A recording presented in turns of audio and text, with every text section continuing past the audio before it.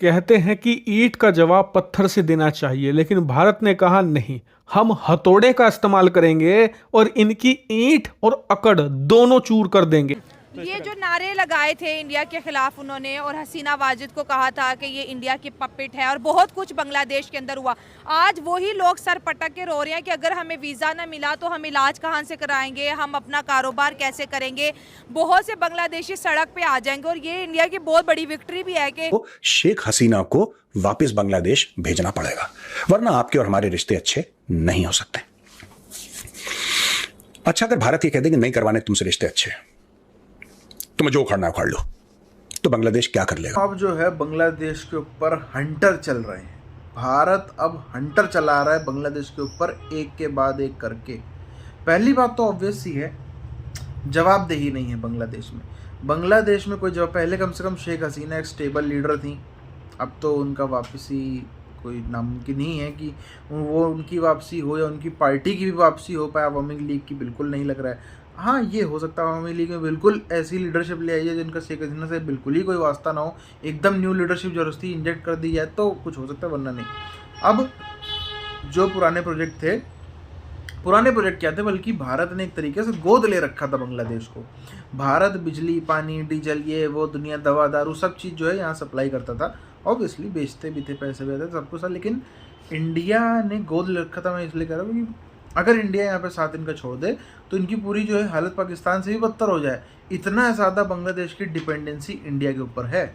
कहते हैं कि ईंट का जवाब पत्थर से देना चाहिए, लेकिन भारत ने कहा नहीं, हम हथौड़े का इस्तेमाल करेंगे और इनकी ईंट और अकड़ दोनों चूर कर देंगे। और ऐसा ही आज हुआ है। दरअसल आपको पता ही है कि जब से बांग्लादेश के अंदर सरकार बदली है, बांग्लादेश से जो भारत विरोधी स्वर हैं वो तेज होते जा रहे हैं। और पिछले एक हफ्ते में तो हमने खूब देखा कि कैसे भारत को अलग अलग प्रकार से धमकियां दी जा रही है। भारत ने बांग्लादेश के नए सत्ताधीशों को ऐसा तोहफा दिया है जिसे देखकर इनके तोते उड़ गए हैं। क्या है तोहफा, आप अपनी स्क्रीन पर खुद देख सकते हैं। दरअसल भारत और बांग्लादेश के बीच में अब से कुछ ही साल पहले एक समझौता हुआ था, जिसके तहत बांग्लादेश को भारत डीजल सप्लाई करेगा और इसके लिए एक बहुत ही बड़ी पाइपलाइन का निर्माण भी किया जाना। अब भारत ने इस पाइपलाइन को फिलहाल के लिए होल्ड पर रख दिया है, यानी कि इसका जो काम था वो फिलहाल के लिए हमने रोक दिया है। और इतना ही नहीं, हमने बांग्लादेश को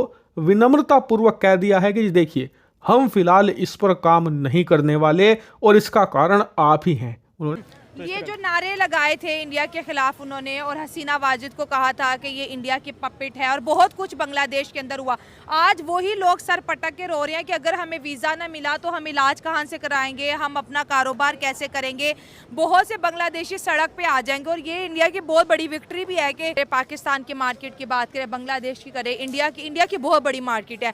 हम भी काफ़ी टाइम से एंट्री करने की कोशिश कर रहे हैं। जैसे हबीब अलवी ने भी कराची के अंदर वज़ीर आज़म को बुला के कहा था कि हमारी एंट्री करवाओ। बांग्लादेश भी इतना कुछ करने के बाद आज रो रहा है इंडियन वीज़ा के लिए। तो इंडिया का जो इन्फ्लुएंस है वर्ल्ड वाइड कितना इंपॉर्टेंट है कि दो तीन चीज़ें आ जाती हैं। एक तो उनकी गवर्नमेंट उनके साथ बड़ी लॉयल है, ठीक है। एक उनके जो उनसी यूथ है, स्टूडेंट हैं, वो भी काफ़ी ज़्यादा एनर्जेटिक है, जिसकी वजह से उनकी आउटपुट एक बहुत अच्छी तरीके से आ रही है, जो ना सिर्फ इंडिया, साउथ एशिया जो सा है इसके इर्द गिर्द, बल्कि पूरे मुल्क, पूरी दुनिया में ना इसका इम्पेक्ट पड़ रहा है। तो मेरे मुताबिक ये एक इंडिया को तो ऐसा नहीं करना चाहिए, और बांग्लादेशियों को भी अपनी एक डायरेक्शन देखनी चाहिए, और उसके साथ साथ उनको सपोर्ट भी करना चाहिए।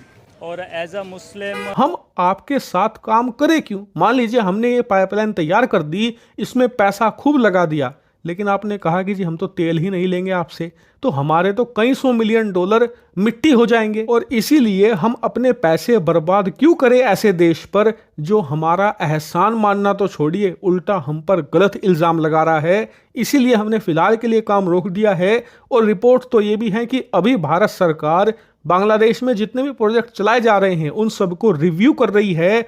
हो सकता है कि बाकी के भी रोक दिए जाएं। ऐसा इन्हें देना पड़ेगा जिससे कि जो पेट्रोल डीजल है बांग्लादेश के अंदर 20-25% से ज्यादा महंगा हो जाएगा। लिटरली ये फैसला बांग्लादेश को कंगलादेश बनाकर छोड़ेगा। और सबसे खास बात, खाने पीने की चीजें, अनाज, चावल, दाल, इसके अलावा अन्य प्रकार के जितने भी खाद्य पदार्थ हैं, ये सब तो भारत से इंपोर्ट करते हैं और भारत ही दुनिया का सबसे बड़ा इंपोर्टर है इन सभी के मामले में।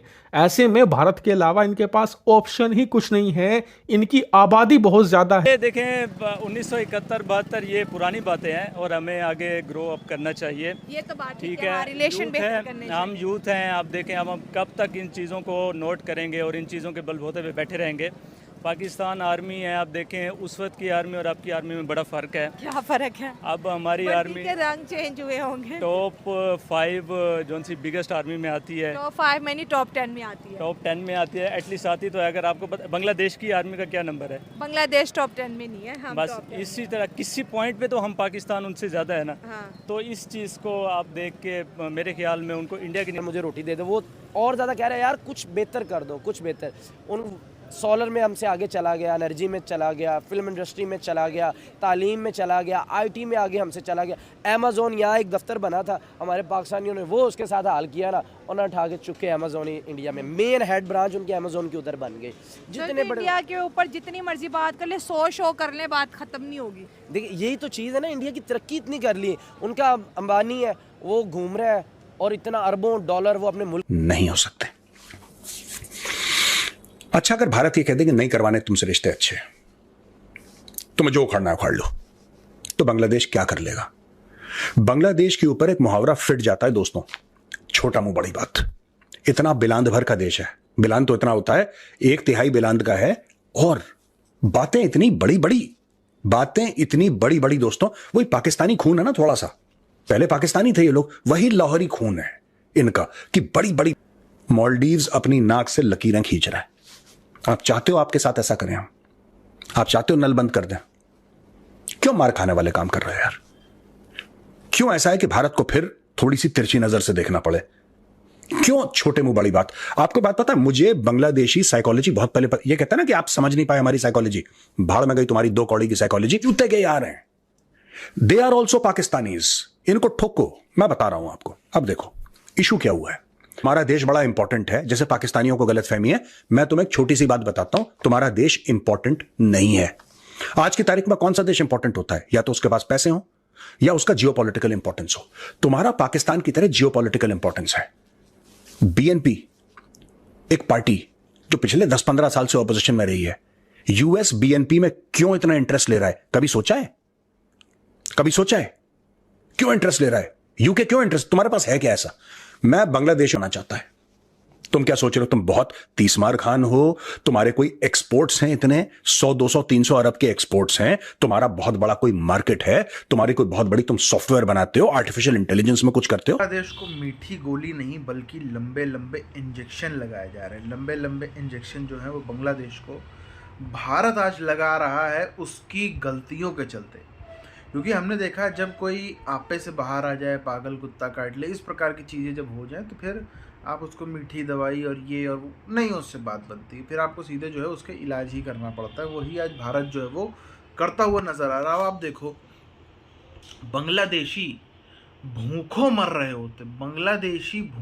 रहे होते पिछले, जब से उनका आज़ादी 71 से आज़ाद हुआ, पिछले 50, 53, 54 सालों में वो भूखों मर रहे होते अगर इंडिया ने उनको इतना सपोर्ट ना किया। तो जो आज दुनिया में गाते फिरते हैं ना, 2 महीने के लिए इनकी जो ग्रोथ रेट थी, per capita income growth rate, वो जीडीपी ग्रोथ रेट, वो इंडिया से आगे निकल गई थी 2-3 महीनों के लिए। उसके पीछे जो है ये और इनके जैसे जो इनके पत्तल चाट मीडिया है भारत में, ये 2-3 साल तक उस नैरेटिव खींचते रहते को बांग्लादेश हमसे ज़्यादा तरक्की कर रहा है, बांग्लादेश हमसे आगे निकल गया, बांग्लादेश की पर कैपिटा इनकम हमसे आगे है।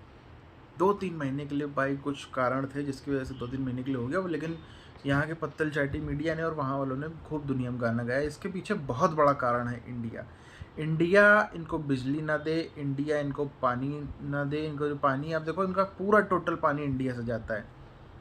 चाहे आप देखो ब्रह्मपुत्र नदी हो, चाहे गंगा हो, चाहे अलग अलग नदियाँ हो, सब यहीं से जाती हैं। अगर भारत उसमें या तो रोक लगा दे, होता है ना जैसे जो चीन करता है हमारे साथ। चीन में आप देखो हमारा असम और नॉर्थ ईस्ट का एरिया क्यों डूबा रहता है साल में 2, 4, 5 महीने, क्योंकि जब ज़रूरत है पानी की तब पानी देता नहीं है चीन, और जब ज़रूरत नहीं, ऑलरेडी यहाँ बारिश हो रही, तब वो और ज़्यादा पानी छोड़ देता है। दोनों ही केस में जो है वो महामारी फैलती, दोनों ही केस में जो है वो भयानक विनाश फैलता है।